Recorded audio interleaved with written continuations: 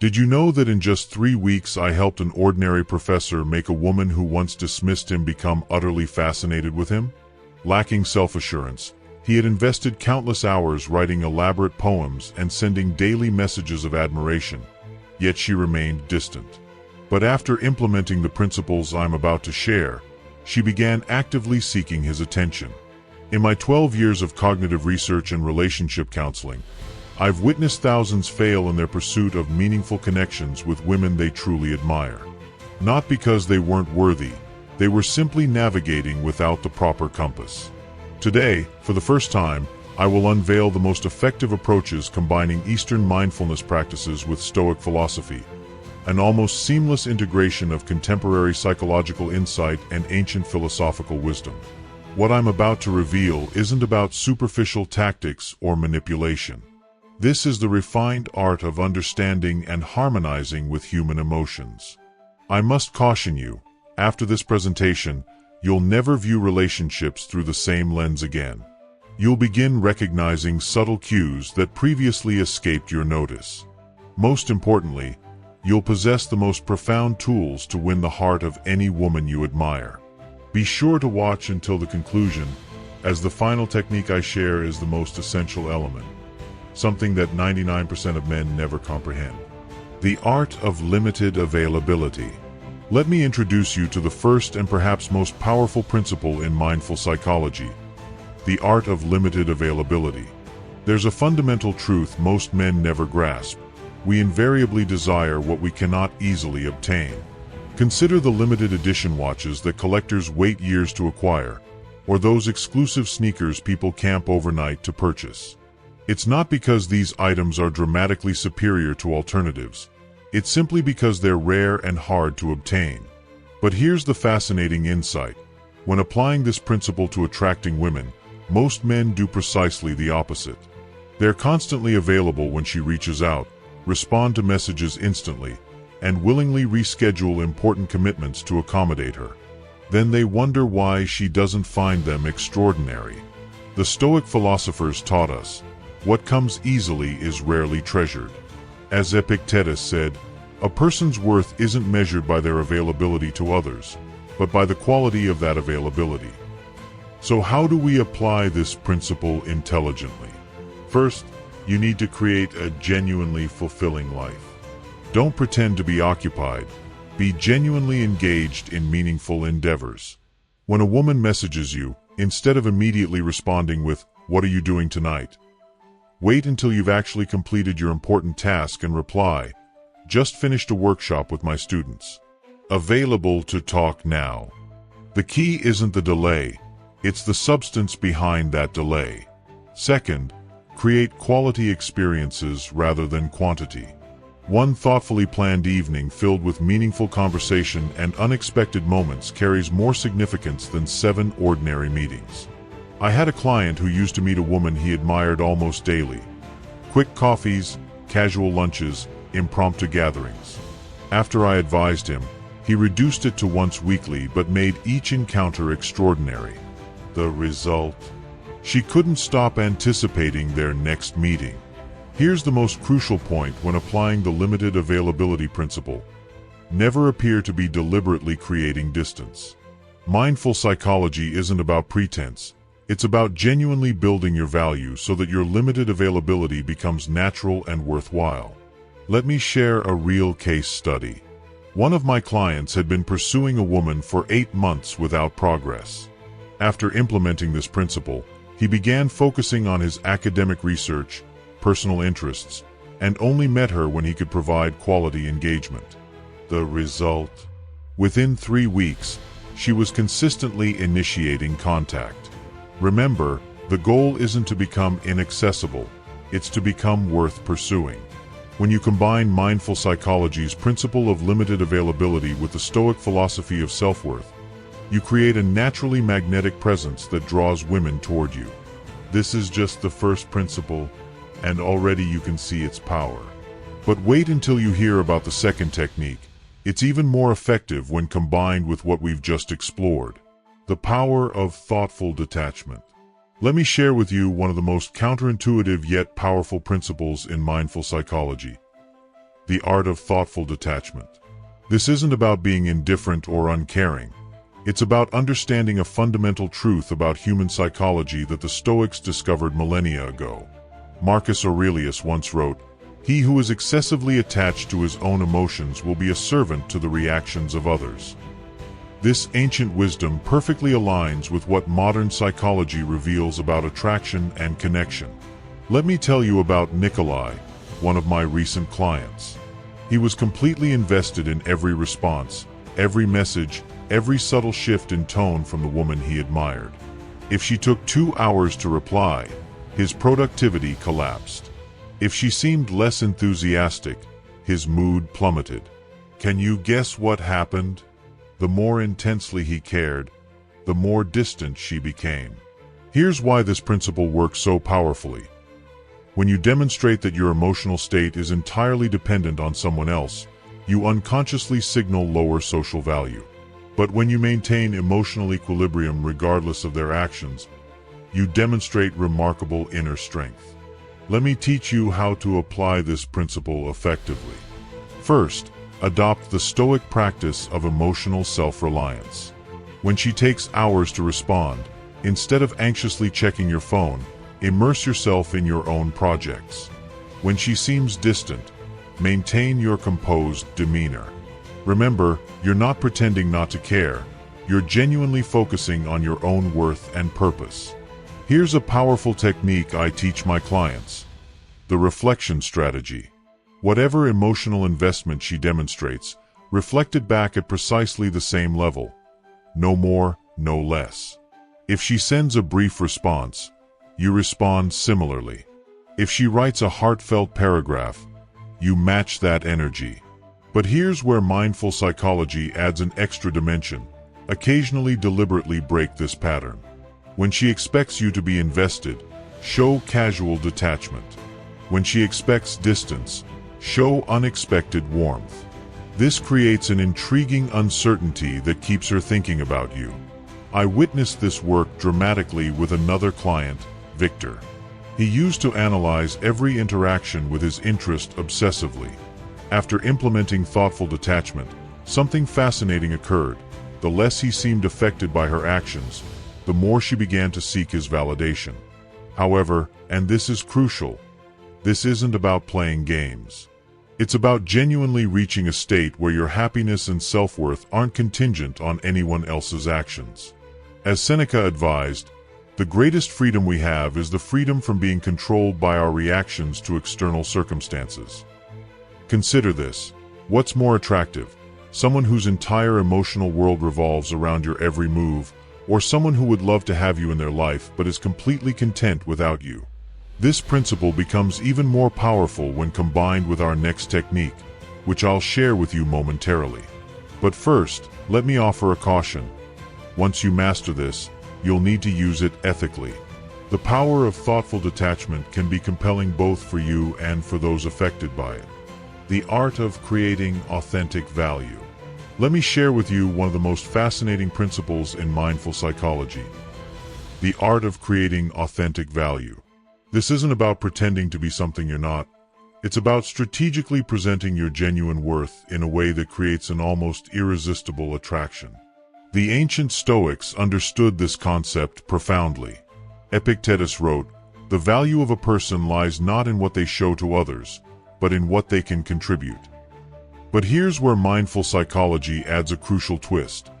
It's not just about what you can contribute, but how you present those contributions. Let me tell you about Andre, a brilliant professor who sought my guidance, frustrated that despite his accomplishments, he couldn't maintain women's interest. His problem?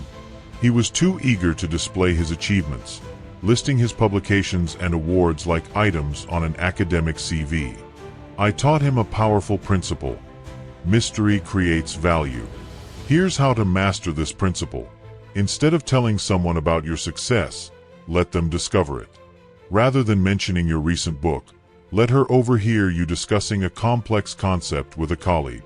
Instead of talking about your fitness routine, let her notice your discipline through your actions. The mindful psychology element here is crucial. People value what they discover more than what they're told. When a woman feels she's uncovered something impressive about you on her own, it creates a stronger emotional impact than if you'd simply told her. But here's where it gets really interesting. The Stoic practice of understating your achievements actually amplifies their impact. When you accomplish something significant but speak about it modestly, it creates an intriguing disconnect that makes people want to know more. I once worked with a client who was a distinguished orchestra conductor. His usual approach was to ensure everyone knew his accomplishments. I taught him to do the opposite, to focus conversations on others, to show genuine interest in their stories, to only reveal his accomplishments when directly asked. The result? People became fascinated by him, constantly trying to learn more about his mysterious talent. Here's a powerful technique I teach: the curiosity vacuum. Instead of pushing information about yourself, create situations where others are pulled to ask about you. When they must work to learn about your value, they appreciate it more. Remember though, and this is where many men err, this isn't about deception. Every hint of value you give must be genuine. As Marcus Aurelius said, the false will waver, but the truth will persist. The art lies not in creating false value, but in strategically revealing your true worth. The most powerful aspect of this principle is how it creates a cascade effect. When people perceive you as valuable, they treat you differently. This different treatment is noticed by others, which further increases your perceived value. It's a self-reinforcing cycle that, once initiated, builds tremendous attraction. But here's the crucial warning: with great influence comes great responsibility. This technique, when mastered, can create such strong attraction that you need to be careful how you use it, because what I'm about to share next makes this principle even more powerful. Creating psychological connection. Now we're entering one of the most powerful territories of mindful psychology: the art of creating psychological connection. This isn't about unhealthy dependency. It's about understanding and working with the deep psychological patterns that create lasting emotional bonds. Let me share a profound truth that combines Stoic wisdom with modern psychology. Humans don't bond through constant pleasure, but through the rhythmic dance of presence and absence, certainty and uncertainty. Think about the most engaging novels. They don't provide resolution constantly. They give you just enough to keep you engaged while always holding the promise of something more. This same principle applies to emotional attachment, but with far greater depth. Let me tell you about Dimitri, a recent client. He was the ideal partner, always available, consistently affectionate, constantly supportive. Yet his partner seemed to lose interest over time. Why? Because there was no emotional contrast, no psychological tension, no space for desire to grow. Here's how to master this principle. First, create what I call emotional peaks and valleys. When you're present, be fully present, engaging, attentive, creating memorable moments. But then create natural distance, not through games but through genuine focus on your own life and goals. As the Stoics taught us, the bow that is always taut will soon break. The mindful psychology element here is crucial. People form psychological connections not with those who are always present, but with those who create unforgettable experiences and then leave space for reflection. Here's a powerful technique I teach called emotional time perception.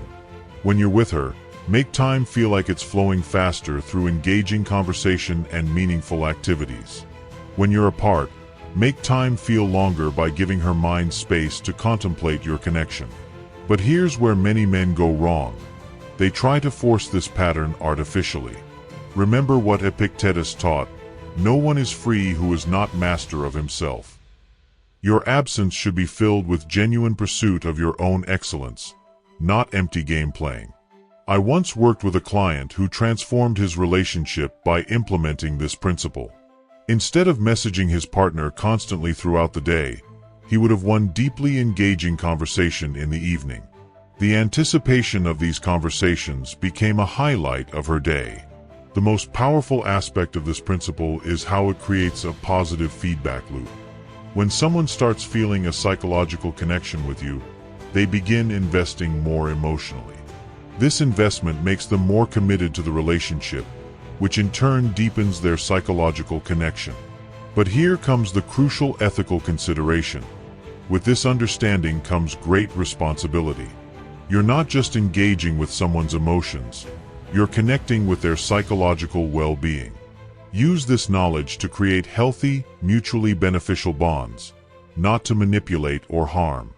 And what I'm about to share next makes this principle even more potent because it deals with the deepest human need of all: the art of reading and guiding psychology. What I'm about to share might be the most sophisticated principle yet: the art of reading and guiding someone's psychological state. This is where mindful psychology meets Stoic observation, creating a powerful tool for understanding and subtly guiding others' emotions. Let me tell you something most men never realize. Women's actions rarely align perfectly with their words, not because they're being deceptive, but because human psychology operates on multiple levels. As the Stoics observed, people are disturbed not by things, but by their judgment about things. I had a client, Ivan, who was constantly confused by his love interest's mixed signals. She would say she needed space, yet become withdrawn when he actually gave it to her. She'd claim she wanted someone confident, yet seemed attracted to moments of vulnerability. The problem wasn't her inconsistency, it was his inability to read the deeper psychological currents. Here's how to master this principle. First, develop what I call psychological perception. Instead of just listening to what people say, observe what causes their eyes to light up, what triggers subtle changes in posture, what elicits genuine laughter. These unconscious signals rarely mislead. Let me share a powerful technique: the resonance method. When you notice a particular emotional state in someone, subtly harmonize with it. If they're feeling contemplative, adjust your energy accordingly. If they're enthusiastic, match their vigor slightly. But here's the crucial part. Once you've established this resonance, you can gently guide them toward a more positive emotional state. The mindful psychology element here is fascinating. People are most receptive to those they believe understand them deeply. When you demonstrate an intuitive grasp of someone's emotional state, they naturally begin to follow your emotional lead. I taught this to a client who was struggling with a woman who seemed emotionally unpredictable. Instead of reacting to her surface emotions, I showed him how to read the underlying patterns. He learned that her apparent aloofness was often a test for emotional security. Her irritation sometimes masked vulnerability. But here's where Stoic wisdom becomes crucial. The best response to anger is calmness, taught Seneca. Sometimes reading psychology means knowing when not to respond at all. The most powerful moves in this dance are often the ones you don't make. Remember, though, and this is absolutely critical, this skill comes with enormous responsibility. When you can read someone's psychological state, you gain significant influence over their emotional world. Use this understanding to create empathy and connection, not manipulation. The most advanced application of this principle is what I call psychological foresight, the ability to read not just current emotional states but to anticipate emotional reactions several steps ahead. This is where true mastery lies. But be warned, what I'm about to share next makes this principle even more powerful because it deals with the unconscious triggers that even the most self-aware person can't easily resist. The power of purposeful silence. Let me introduce you to perhaps the most underestimated element in mindful psychology: the power of purposeful silence.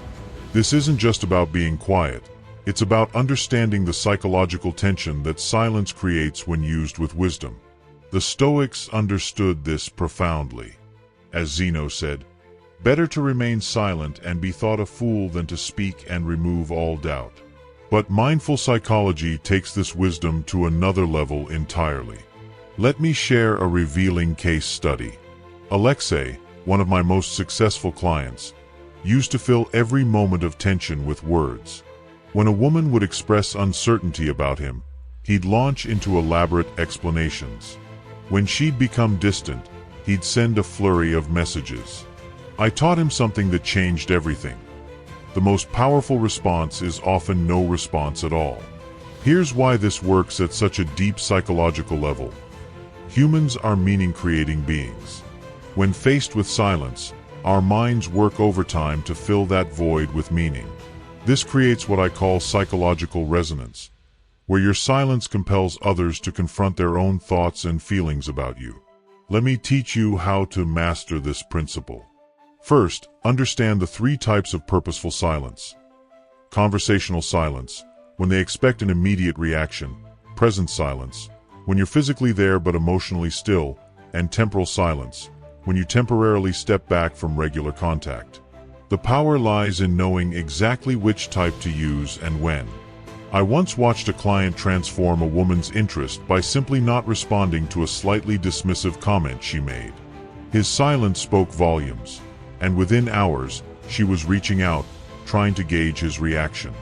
But here's where mindful psychology intersects with Stoic wisdom. Your silence must come from a position of strength, not weakness. As Epictetus taught, it's not what happens to you, but how you respond to it that matters. When you choose silence, it should be a conscious choice, not an emotional reaction. The most powerful technique I teach is what I call the void effect. When someone makes an emotional bid for your reaction, create a deliberate pause. This void will often draw them into your orbit more strongly than any words could. However, and this is crucial, purposeful silence must be used with precision. Like a potent medicine, it can either be a powerful healing tool or a harmful substance. Used incorrectly, it can damage relationships permanently. Used skillfully, it can create intense attraction and respect. I've seen this principle work wonders with my clients. One man was dealing with a woman who was constantly testing his boundaries. Instead of engaging in her emotional provocations, he learned to respond with calculated silence. The result? She began treating him with a level of respect she showed to no one else. Remember, though, this isn't about being cold or unavailable. It's about understanding that your silence, when used thoughtfully, can communicate more powerfully than any words. As the ancient wisdom goes, no one ever regretted not saying something in haste. But here's the fascinating part. What I'm about to share next makes this principle even more powerful because it deals with how to break that silence in ways that create maximum impact. Freedom as the ultimate influence. Let me share with you the most sophisticated principle of all, the art of influence through genuine freedom. This is where mindful psychology reaches its pinnacle, combining with Stoic wisdom to create something truly profound. You see, the greatest paradox in human psychology is this. People crave freedom, yet they're most attracted to what they feel they can't fully possess. Let me explain how to master this delicate balance. I worked with a client, let's call him Pavel, who couldn't understand why women kept withdrawing despite his strong feelings for them. His problem? He tried to secure their commitment too quickly. Their time, their attention, their decisions. I taught him something counterintuitive. True influence comes from giving freedom while maintaining your own center. Here's the principle in action. Instead of saying, let's meet Saturday at 7, say, I'm free Saturday evening and next Thursday, which works better for you? You're still shaping the interaction, but she feels she's making the choice. This is what I call guided autonomy. The Stoics understood this paradox well. Marcus Aurelius wrote, "The greatest power is the power to set others free while remaining centered within yourself." But here's where mindful psychology adds a crucial element. When you give someone freedom, they often choose to stay closer than if you tried to hold them. Let me share a powerful technique I call the freedom paradox. When you sense someone pulling away, instead of tightening your connection, expand their freedom dramatically. I understand you need space. Take all the time you need to determine what you want. This often creates a psychological return effect. The more freedom you give, the more they want to remain connected. But here's the crucial part. This must be genuine. You can't fake detachment. As Seneca taught, no one can wear a mask for very long. When you truly embrace giving freedom, you achieve a level of influence that controlling behavior never could. I've seen this transform relationships repeatedly. One client was dealing with a woman who seemed commitment averse. The more he tried to secure commitment, the more she resisted. When he learned to genuinely be comfortable with her freedom, something fascinating happened. She began seeking commitment from him. Remember though, this isn't manipulation. It's understanding deep human psychology. People value what they choose freely over what they feel pressured to accept. By mastering this principle, you create a form of influence far more powerful than control. The most advanced application is what I call choice architecture. You structure situations where others freely make the choices you prefer, not because you manipulate them, but because you understood and aligned with their natural inclinations. But here's the warning. This principle requires tremendous emotional maturity. You must truly be willing to let go. If you're just pretending to give freedom while internally needing control, people will sense your inauthenticity. This is where our journey through these principles comes full circle.